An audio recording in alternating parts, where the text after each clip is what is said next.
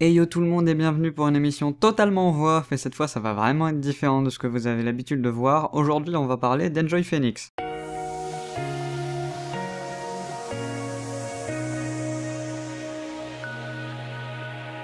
Donc déjà avant toute chose, je vais résumer vite fait ce qui s'est passé. Tout a commencé il y a quelques semaines lors de la sortie sur la chaîne cuisine d'Enjoy Phoenix, Enjoy Cooking, d'une vidéo sur une recette de brownies. Là vous allez me dire, rien de bizarre, sauf qu'elle a fait une assez grosse erreur dans sa vidéo au niveau de la cuisson de ses brownies. En effet, elle conseillait de les cuire à 250 degrés Celsius. Ce qui a provoqué énormément de réactions sur les réseaux sociaux avec à la pluie certaines images vraies ou humoristiques reprenant ce fait. Là-dessus, vous allez me dire, c'est pas si grave, c'est une erreur grossière, beaucoup de gens se sont tout de suite rendus compte de ça. Bon, ça a fait son effet sur internet, mais c'est ni le premier ni le dernier fait ce style. Sauf que depuis, elle a toujours pas modifié ça via une annotation ou autre, ce qui peut être assez dommageable, surtout au vu du nombre d'abonnés qu'elle possède et de l'équipe derrière elle. Car oui, pour ceux qui ne le sauraient pas encore, le mythe du petit youtubeur qui fait ses vidéos dans son coin a pas mal disparu quand on voit que maintenant les émissions se font sur des plateaux dédiés comme pour Cyprien par exemple. Et il y a aussi une petite équipe derrière pour la réalisation ou autre. Et je trouve ça pas mal dommage parce qu'à partir du moment où il y a une équipe, je pense qu'on perd cette capacité à pouvoir dire ce que l'on veut et de la façon dont on le veut, autant au niveau des sujets que des types de vidéos à faire.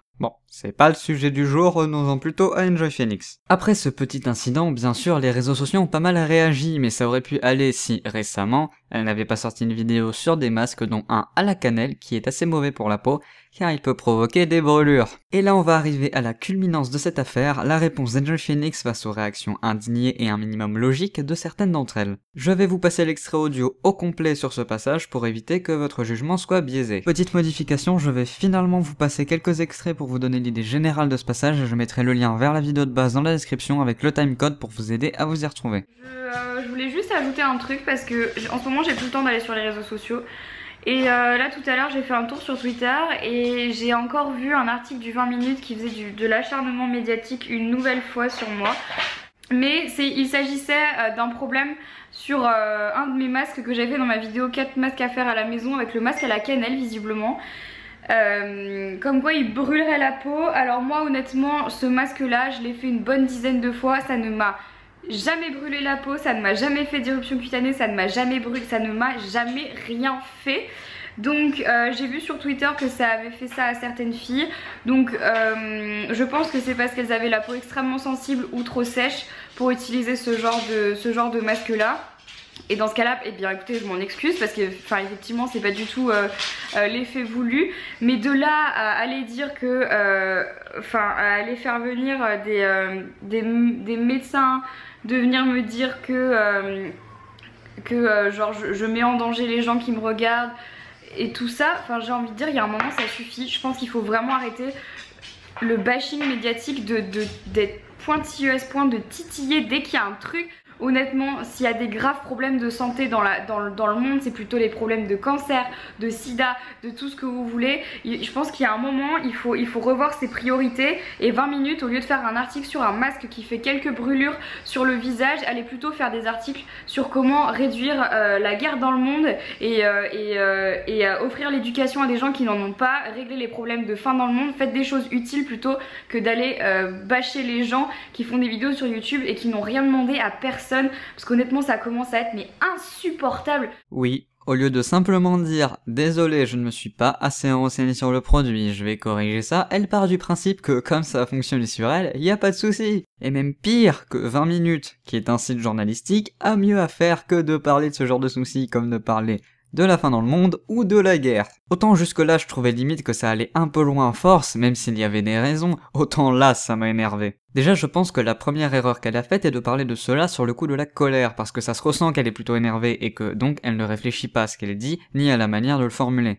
Et là c'est le moment où je vais être méchant. À partir du moment où tu deviens un personnage public, ce qu'elle est vu qu'elle a quasiment 2 millions d'abonnés sur sa chaîne Make-up, tu auras toujours des gens qui vont te bâcher pour ce que tu fais ou autre. L'essentiel est de prendre en compte les critiques pertinentes dans tout ça pour essayer de s'améliorer et non pas de dire que tout simplement les gens ils ont mieux à faire que de relever les erreurs présentes dans ces vidéos. Et surtout, truc assez important que j'ai failli oublier, quand tu as un tel nombre d'abonnés, ou pas en fait, tu vérifies tes sources avant de sortir une vidéo sur un produit de ce type.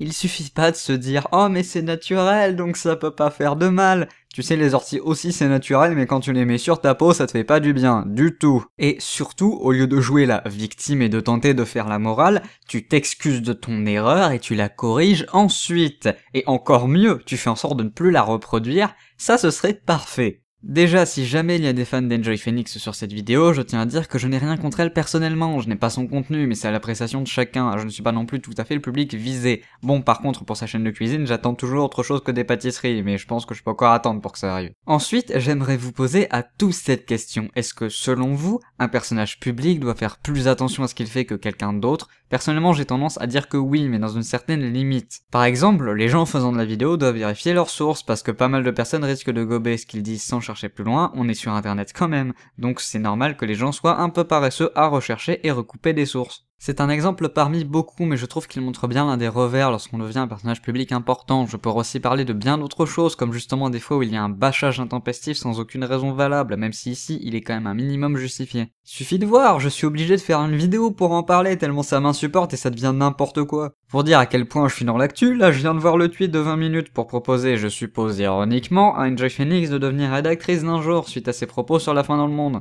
Et pour continuer dans l'actu, là je suis au moment où Enjoy Phoenix a écrit un tweet longueur où elle résume un peu son sentiment par rapport à tout ça et je souhaitais revenir dessus. Elle a, dans ce tweet longueur dont je vous mettrai le lien en description, parlé notamment du masque mais surtout du fait qu'elle était épiée sur tout ce qu'elle faisait en public. Là-dessus je veux juste revenir en disant que lorsqu'on montre son visage sur YouTube, qu'on possède une chaîne à quasi 2 millions d'abonnés et qu'on passe dans une émission télé ou autre, il faut s'attendre à tout ça comme n'importe quelle star. Par contre, le point qui m'intéresse le plus c'est à un moment lorsqu'elle dit qu'elle n'a que 20 ans et qu'elle ne peut pas tout encaisser. Peu importe l'âge, on doit tenter de rattraper ses erreurs le mieux possible. Pour moi, trouver un prétexte de ce type sert juste à se positionner en victime et à tenter de se dédouaner d'actions commises. Autant qu'elle dise qu'elle ne pensait pas que son masque affectait d'autres types de peau vu que sur elle ça fonctionnait, limite ça passe, mais vraiment limite.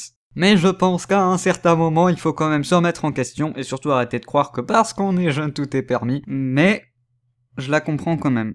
Parce que oui, je m'acharne, mais au final, ce pétage de plomb est quand même assez compréhensible. Elle le dit elle-même, elle est quasiment tout le temps épiée sur ce qu'elle fait ou dit, donc au final, je crois que n'importe qui craquerait, sauf que la façon qu'elle a eu de craquer était selon moi mal choisie. Malheureusement, ce n'est pas en parlant dans un vlog que la pression va diminuer, elle va peut-être même augmenter, ce qui a été son cas. Je pense que tout le monde doit trouver un exutoire à son stress, mais pas comme ça, pas dans une vidéo, pas sur les réseaux sociaux. Pour moi, Enjoy Phoenix fait des erreurs en termes de communication et ne se remet pas assez en question après la sortie d'une vidéo, mais je crois aussi qu'elle doit avoir du mal à gérer son stress en ce moment et que cette affaire a éclaté pile au mauvais moment. Parce qu'ayant vite fait suivi son actualité récente, elle passe bientôt dans l'émission Danse avec les stars, ce qui provoque, j'en suis sûr, un stress extrêmement important. Et aussi, j'ai pas vraiment supporté l'importance qu'a prise de bashing, notamment sur Twitter, où ça a continué pendant tellement longtemps. À la fin, je souhaitais juste que quelque chose d'autre arrive pour qu'on arrête ça. Et franchement, je pense avoir été déçu par l'ampleur que ça a pris, alors j'imagine même pas la réaction que j'aurais eue si ça m'était arrivé à moi. Tout ça pour vous dire que oui, Enjoy Phoenix a fait des erreurs, mais aussi ça arrive à tout le monde d'en faire et je trouve juste ça dommage de voir l'ampleur que prend ce genre de choses maintenant. Oui, les erreurs commises étaient grossières et justement la plupart des gens l'ont bien compris,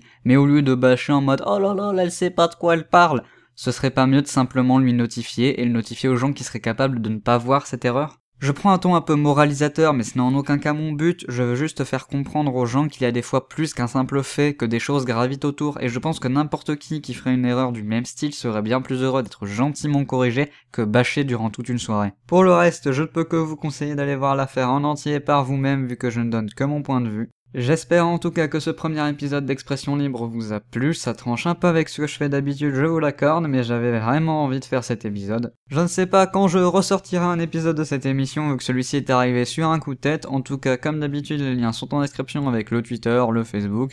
N'hésitez pas à liker la vidéo si elle vous a plu et à vous abonner si c'est pas déjà fait. Sur ce, je vous dis à la semaine prochaine pour une autre vidéo. Allez, à plus.